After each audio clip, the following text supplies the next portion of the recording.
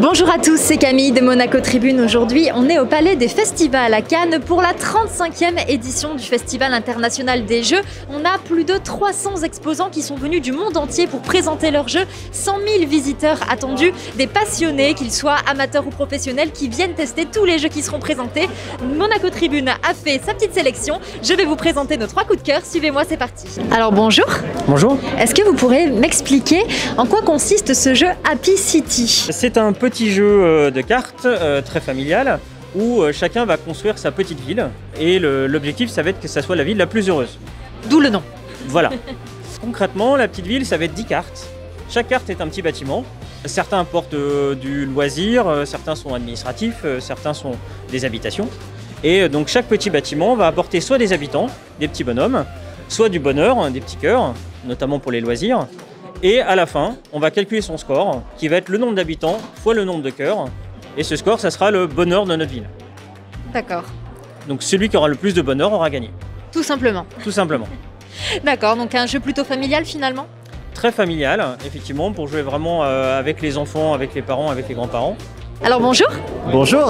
Est-ce que vous pouvez m'expliquer en quoi consiste donc ce fameux jeu Oltré? Avec plaisir. Alors Oltré, c'est un jeu coopératif, donc les joueurs jouent ensemble contre le jeu. Et c'est un jeu narratif, donc il va raconter des histoires. On choisit une chronique, c'est-à-dire une aventure à jouer ensemble. Il y en a 6 dans le jeu, chacun va avoir ses petites mécaniques, son univers, sa condition de victoire.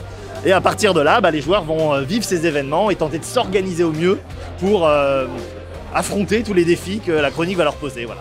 C'est un jeu dont les points forts, c'est vraiment l'ambiance. Vraiment, il y a une vraie histoire qui se déroule sous nos yeux. Les personnages vont vraiment vivre leurs petits exploits, leurs petits échecs. Il y a beaucoup d'occasions de se raconter des histoires. Et c'est assez accessible en fait, les tours s'enchaînent bien, on fait 2 actions à son tour. Et la clé, c'est vraiment de bien prioriser les bons paramètres, quoi. Bien comprendre ce qui est urgent. Et là, on a besoin de nous et s'allier, quoi. Alors bonjour. Bonjour. Alors avant toute chose, j'adore votre chapeau. Merci beaucoup, c'est gentil. Avec plaisir. Alors est-ce que vous pouvez m'expliquer en quoi consiste ce petit jeu Bubble Stories? L'idée, c'est que c'est un petit escape game, mais pour les tout petits. Donc voilà, par exemple, on a les cartes juste devant. Ça va se présenter comme ça pour la démo. On a une carte de départ et une carte objectif. Donc le but, c'est de retrouver les 2 objectifs ici présents. On va retourner la carte de départ, derrière laquelle se cachent 2 chemins possibles. Donc l'enfant va choisir s'il préfère aller par exemple ici derrière le lit ou derrière la porte. Et en fonction des cartes qu'il va retourner, il va avoir soit déjà un objectif, soit d'autres chemins possibles. Ici par exemple, on va aller demander à maman où se cache le cartable ou s'il se cache peut-être derrière la télé. Si par exemple il choisit d'aller derrière la télé, oh zut, c'est une carte impasse. La carte impasse, on va la mettre de côté et on va aller retourner demander à maman qui garde le cartable. Et donc voilà, l'histoire est finie et on peut aller à l'école.